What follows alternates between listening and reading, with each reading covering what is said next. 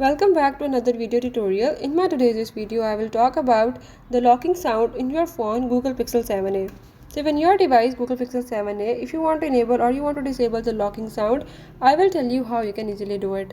Now what you have to do is to follow all the steps, watch complete video, and if you are new here, don't forget to subscribe. Now let's watch the video.